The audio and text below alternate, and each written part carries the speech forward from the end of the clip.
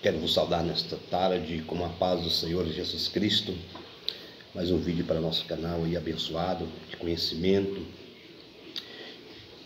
na presença do Senhor Jesus. E eu gostaria de, nesta noite aqui, nesta tarde, melhor dizendo, noite, da forma que você for assistir esse vídeo, falarmos sobre o silêncio do Espírito Santo.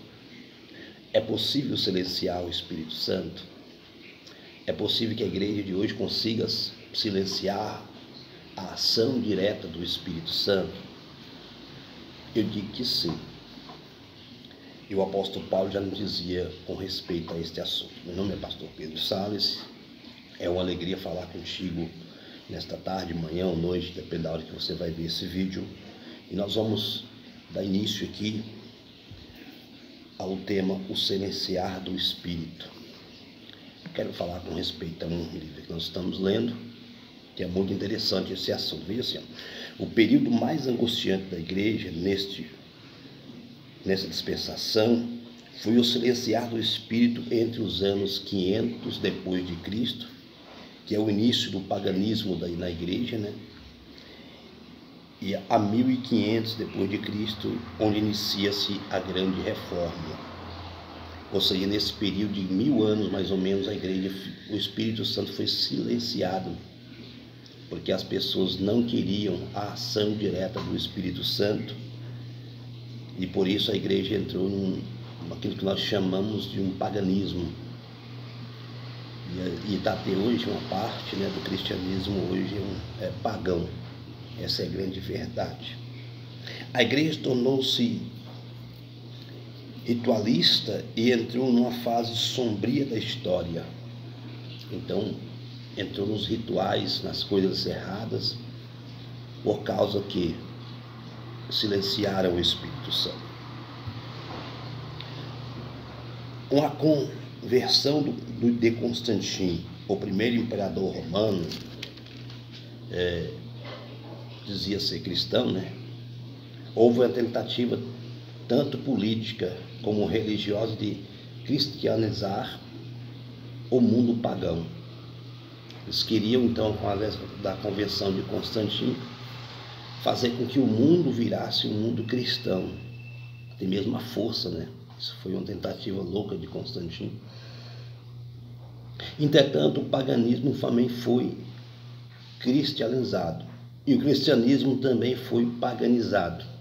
Ou seja, uma troca de inversão, né?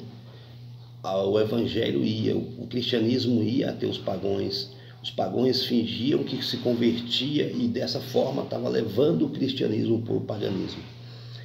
A Bíblia diz não, que união há entre as trevas e a luz. Não há união, né?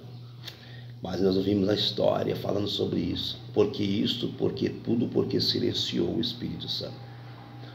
Vamos continuar lendo aqui para a gente entender melhor. Com a ascensão da igreja romana como a matriz da cristandade católica, além disso, uma das piores mentiras que o inimigo vendeu para a igreja boa parte dos primeiros pais da igreja compraram, foi a chamada teoria cesacionista,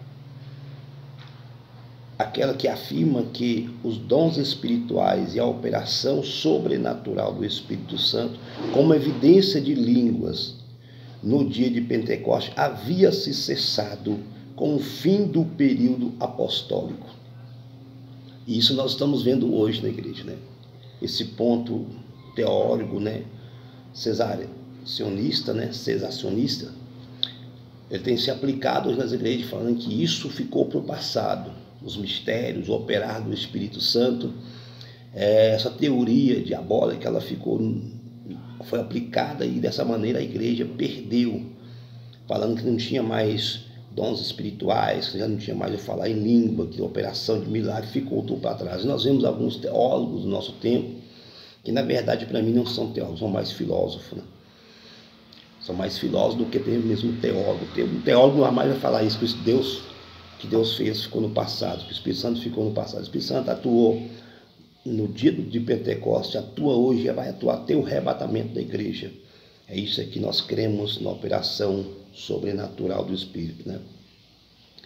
Essa desastrosa teoria causou mais estragos espirituais à igreja no decorrer desses séculos de silêncio do Espírito do que a maldita teoria da evolução de Charles Darwin. Então, assim, a teoria da evolução ela causou um grande estrago na igreja, mas o silenciar do Espírito, ele causou muito mais estrago na igreja e está causando até hoje. As igrejas estão querendo silenciar o Espírito Santo, principalmente a igreja tradicional. É bom vigiar, né? Então Charles Darwin criou a teoria da evolução, com o do macaco, essas coisas, mas uma das grandes mentiras, e é sempre assim, é sempre Satanás mentindo, né? Satanás criando lá o cesacionista, né? A teoria cesacionista, que não precisava mais de unção, não dava mais de poder, e dessa forma ele levou a igreja para o mundo. A igreja se tornou uma igreja adulta, uma igreja idólatra, uma igreja cheia de coisas mundanas, né? Entrando a rituais que não era da vontade de Deus, porque faltou o Espírito. E a Bíblia fala que não, por falta de profecia, o povo se corrompe. Sem o Espírito Santo, como é que vão profetizar? É uma das minhas perguntas. Quantos séculos perdidos se passaram desde o princípio patrístico, né, até a reforma protestante, seguida pelos avivamentos na Inglaterra, pelos grandes despertamentos nos Estados Unidos e pelo avivamento na rua Azusa, no final do século XX. Então nós temos um período de 1000 anos, mais ou menos, em que a igreja ficou silenciar o Espírito Santo. A profecia do apóstolo Paulo, em 1 Timóteo, capítulo, 1 Tessalonicenses, melhor dizendo, capítulo número 5, versículo 19, ela foi vivida claramente nessa época desses 1000 anos, onde o apóstolo Paulo fala: não extingueis o Espírito, ou não apagueis o Espírito. Ela foi vivida durante esse tempo e ela começa a ser vivida nos nossos tempos, em que é proibido falar em mistério, é proibido profetizar, é proibido isso em alguns lugares, né?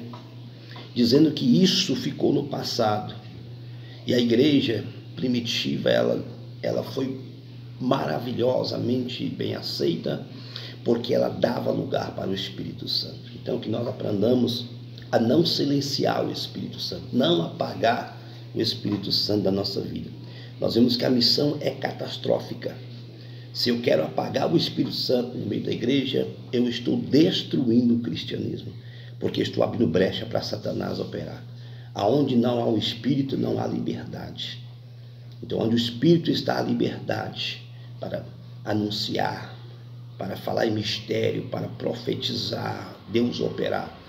A igreja primitiva tinha um talento tão grande que ela falava algo e o Espírito Santo confirmava com sinais. Que nós possamos voltar para este tempo.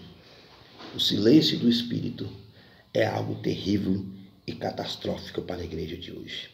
Que Deus possa abrir nossos olhos e nós possamos voltar sempre ao primeiro amor, sermos cheios do Espírito Santo, cheios de Deus. Amém? Pai, no nome do Senhor Jesus, eu quero abençoar esta vida, Pai, que ela entenda essa palavra nesta manhã, nessa tarde, nessa noite. Eu sei que hora que essa pessoa vai estar vendo, mas que o Senhor abençoe a vida dela, Pai, e ensinará a não silenciar o Espírito Santo, porque é a continuidade da tua obra no nome de Jesus. Que Deus possa abençoar a tua vida sobremaneira em nome de Jesus.